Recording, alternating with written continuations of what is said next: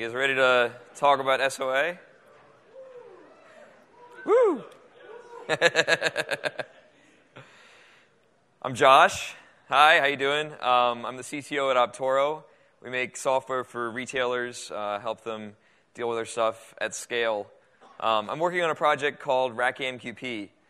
Rack-AMQP is a collection of different projects, including an RFC, some client libraries, and most notably Jackalope, which is a new Ruby web application server, like Unicorn, Passenger, Thin, or anything like that, except that it's special purpose. It's for service-oriented architectures, and it doesn't actually speak HTTP at all.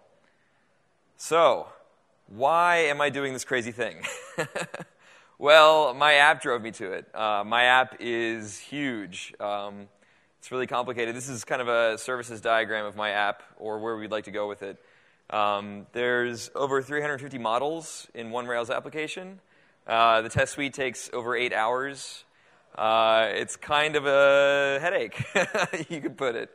So we decided the way to move forward with it is to break it up into smaller applications that work together. And of course, that means SOA. Now, I mean, SOA is really wrapped up in a lot of pretty awful baggage when you come down to it. SOA, you think about enterprise service buses, you think about strict interface definitions, versions. I mean, it's a lot of complexity that you have to worry about, extra load balancers, more configuration, more distributed tracing and monitoring. I mean, it's a real pain. So I hate SOA, right? It makes me feel like this. So, but when you get down to it, SOA is actually not all of that. SOA is really just independent actors communicating. They're working together to get something useful done. So really, SOA can mitigate complexity by enforcing simplification. Each service only has to think about its own little bubble. It only has to worry about its little component, and it doesn't have to think about everything else that goes on in the entire system. You can let your system architect worry about what's going on across the whole thing. All you have to do is pay attention to your one little service, and you can be pretty happy. So when you get down to it again, SOA is really just independent actors communicating. Now, that communicating bit is important. How they communicate actually determines how your application behaves. And the kinds of communication you can use impact the kind of application you can write.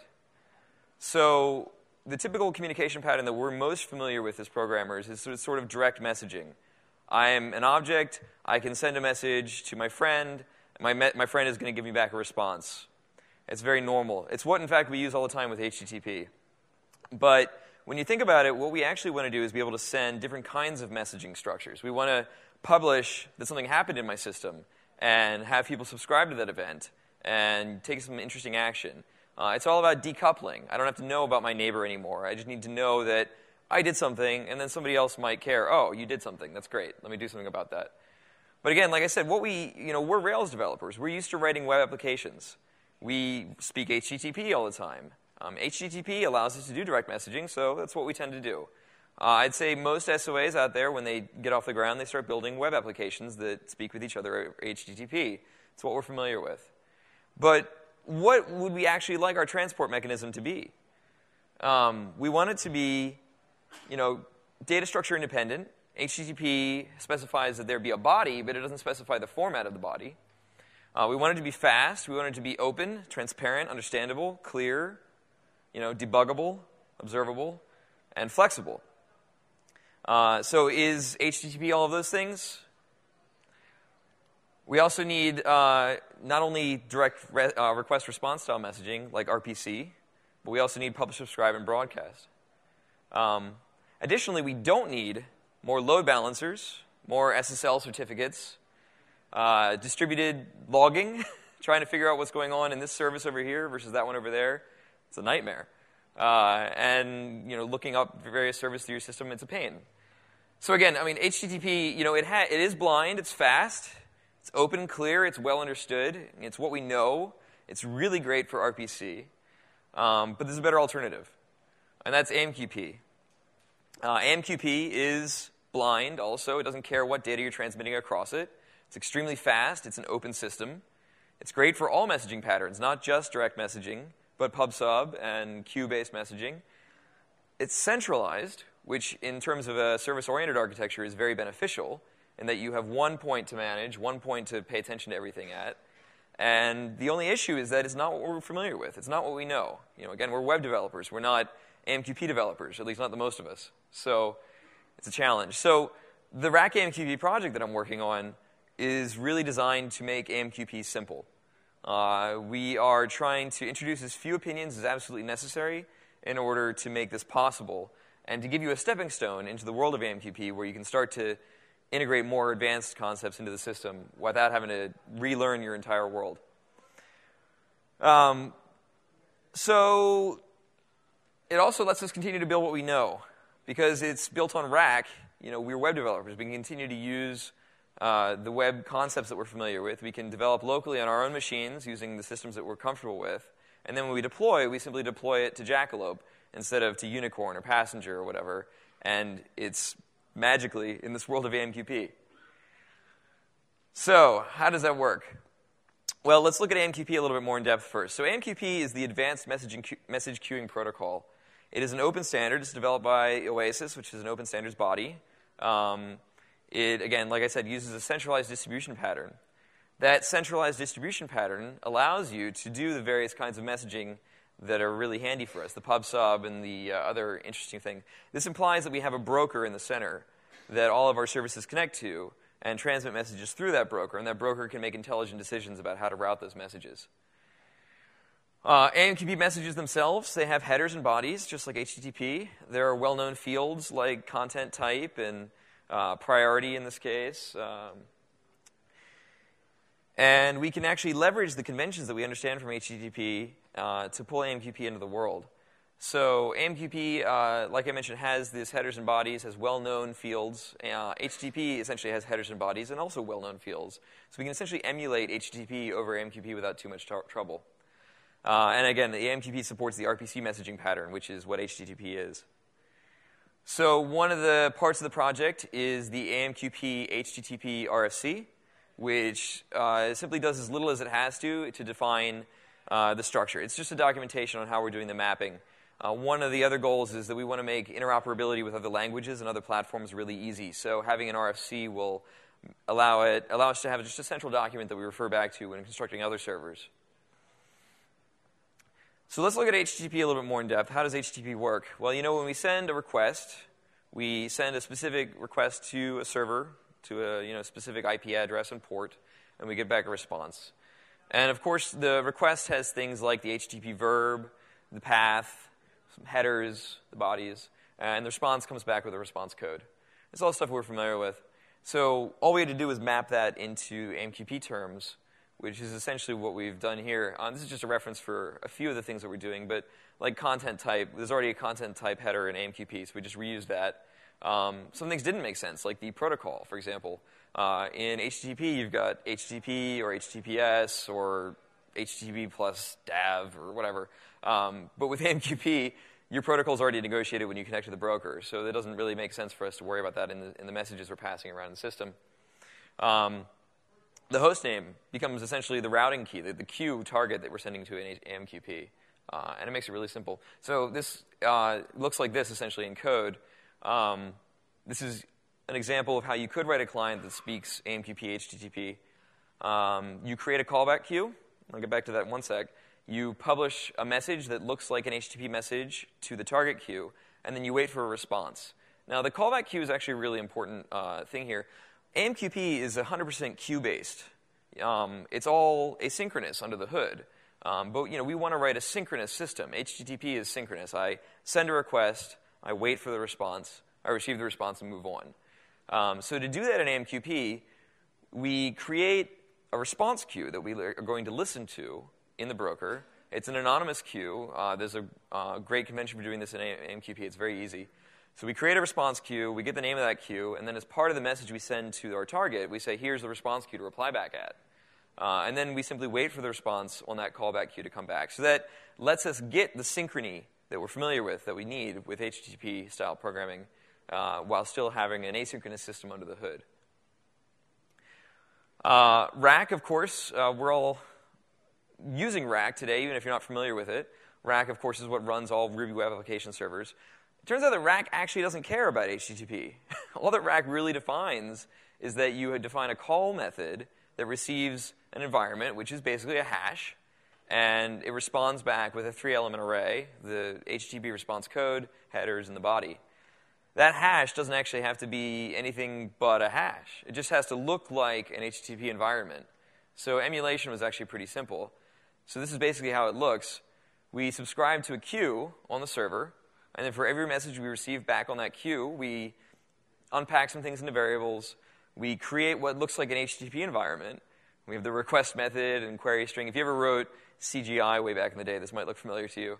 And then we essentially pass that environment on to our Rack application, receive the response from the Rack app, and then publish that back out to the response queue. So this is what Jackalope is doing for us. Jackalope is emulating HTTP for our Rack applications. And it just works. I'll show you a demo at the end. You don't have to modify your code at all. You can just simply deploy to it, and it's speaking AMQP instead of HTTP. So that's it. We're done. We can go on vacation, right? Well, I didn't talk about how to actually put this in production, other than just use Jackalope. So you have to choose a broker in AMQP. So what we're using is RabbitMQ. RabbitMQ is a well-known AMQP broker. If you're doing any AMQP, you're probably using RabbitMQ most likely. It's used by giants out there. I mean, Google, VMware, NASA, all these people are using Rabbit pretty heavily. It's extremely scalable. It's fault tolerant. It's distributable. It's secure. It does everything you'd ever want. And it also gives you a really great management console where you can go in and see what's going on in your system. Like I mentioned, that distributed logging, and we saw in the last talk, if you were here for that, trying to get an idea of what's going on across your system can be challenging. Rabbit doesn't tell you everything you'd want to know, but it at least gives you an idea of what queues are being used, their depths at the point, the kind of information that can help you at least get a handle on it. Additionally, you're going to have to think about how you talk to the real world. I mean, AMQP is all well and good behind the scenes, but how do I continue to interact and serve my clients that I actually care about? The whole point I'm getting paid, right? So this is the architecture we typically use at Optoro. We have our Rabbit server in the middle and all the various services sitting on Jackalope that talk to Rabbit. And then additionally, we have one or more API services that are continuing to be deployed on Unicorn in our case. They talk to the outside world and internally translate the needs through AMQP to the rest of the system. One of the things we actually publish for each of our services is a client gem that kind of isolates the worry about exactly which transport we're using away from the consumer, the API here. So it actually is really simple. And so the way that we do that is we typically have been using HTTP Party for our HTTP communication needs. So we wrote, as one of the other projects, part of Rack-AMQP, is AMQ Party, which is just a API-compliant version of HTTP Party. So we can actually just drop in the AMQ Party constant in place of the HTTP Party constant. And you can see down below that transport variable. We typically configure that at boot time to be either HTTP Party or AMQ Party. And everything, again, just works. We changed the URL a little bit, too. But we do that all part of the setup for each server, for each client. Of course, if you don't want to use HTTP Party, some people like the various other options that are out there. We also are publishing Rack-AMQP client, which is what AMQ Party is built on. It's a very simple API. You get a client. You tell it which Rabbit to connect to. You send a request to your target queue with your URI as part of it, with any your HTTP method and all that. You get back your response. It's synchronous. It's simple. It's actually built on Bunny, which is a really great AMQP gem out there, and that also is very easy to use. Additionally, we're publishing a sample SOA using Rails. It's a work in progress at the moment, but the userland and userland client are mostly built out, so you can see where things are at the current state. It kind of gives you an idea about how we think about SOA at Optoro and how you might be able to use Jackalope and the Rack-AMQP project in your own projects. So userland is a Rails service that essentially publishes a user's concept out into the world, and then userland client is a gem that consumes the userland service, and interface uses the userland gem to talk to the userland service. And so then, how fast is this? Well, there's this benchmark I've got. I'll show you it in just a sec. The only weird thing we have to do here is tell AMQ party which rabbit to talk to, and you kind of saw that in the client gem a little bit. So that's a little bit of setup we do, again, like I said, when we make the decision about whether to use AMQ party or HTTP party. So we tell it which rabbit, and then inside we 500 times request this JSON using AMQ party, and then 500 times request the same thing using HTTP party. So here I'll show you that in use. Let's see. Okay. Let's make this big. All right. So here I'm going to boot the app using Unicorn. So Unicorn is listening on port 8080. Wow, that's really big. Trust me, it's 8080 there. I'm going to boot the same app using Jackalope. The only difference I have to do to boot the app is I have to say with the right queue name, so it's going to listen to the test.simple queue. So there it is running. And then down here, I'm going to start the benchmark. And like I said, it's going to 500 times hit each service. What it actually does is hit each service 3 times just to make sure that it's warm. And then I can go through and hit it all the way through, and there we go. So you can see it's 2.9 seconds total to do 500 AMQP requests, and 3.6 seconds total to do 500 HTTP requests. I was actually really surprised when I got this result. Jackalope is beta. I mean, we're using it at Optoro, but it's not really been battle tested, but it's faster at the moment. So why is it faster? Well, maybe I haven't written all the code yet. More likely it's because of this concept in TCP called the slow start phenomenon.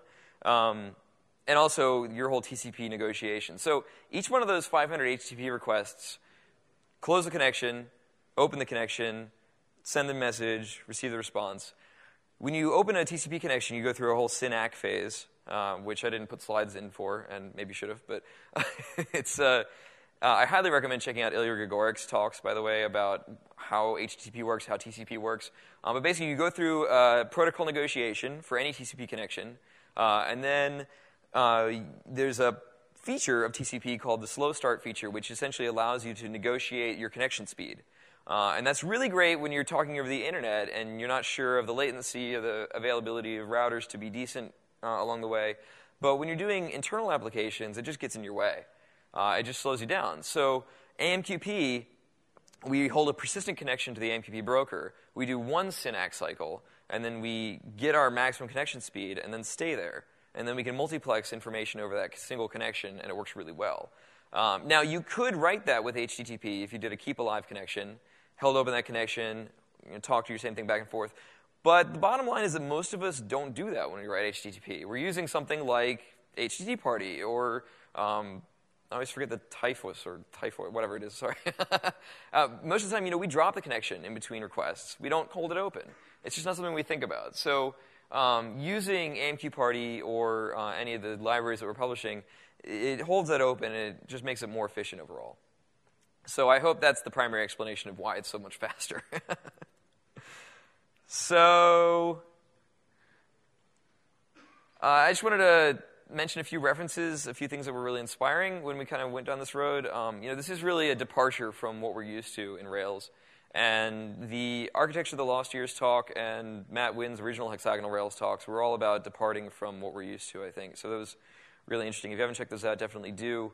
Additionally, Martin Fowler posted a recent article that was awesome called Microservices. Definitely read this if you were looking into service-oriented architectures. It lets you not think about that heavyweight bloat that we think about with SOA. It's really a revisitation of the idea of just you have independent services that are collaborating to get something done in a very simple way. And that's really, again, also influenced the direction we're taking here. We want to introduce as few specific choices as possible to just kind of give us a simple transport to build on top of. Additionally, the Ruby AMQP gem has some awesome docs about how AMQP works, how to use it with Ruby. And RabbitMQ also publishes some really great documentation on what AMQP is, how it works, how to use it in your organization and your applications. And then there's also this really great article I found about how HTTP works in general. It's, I think, a piece of school material from a university in Singapore. Definitely check it out. It's got really great diagrams. Thanks. Again, I'm Josh. I'm at Szmajda on the Twitters. I am the CTO at Optoro. We have Blink.com. We help retailers with their returned goods and excess goods, help them figure out what it is, what the current value is, and move it quickly. Additionally, I'm the host of the Ruby Hangout. Just a quick blurb for the Ruby Hangout. It's an online meetup. It's really handy when you can go face-to-face and talk to people if you have a local meetup. But if you don't have a local meetup, or if you're too busy, or if you can't make it for whatever reason, the Ruby Hangout is an online meetup to essentially give you that local meetup feel as much as we can online. So check that out. It's a lot of fun. I'm one of the co-organizers of the DC Ruby Users Group. And I want to give a quick shout-out to Jonathan. Thanks, John. He's on my team, helped me get Jackalope over the finish line. So super helpful on that. All the code's on GitHub. GitHub.com/rack-amqp/rack-amqp is where the RFC lives and has bookmarks to the other parts of the project. And I would love to take your questions because that talk was way short. And I've got actually a whole bunch of stuffed jackalopes out here for good questions. So please feel free to come grab one.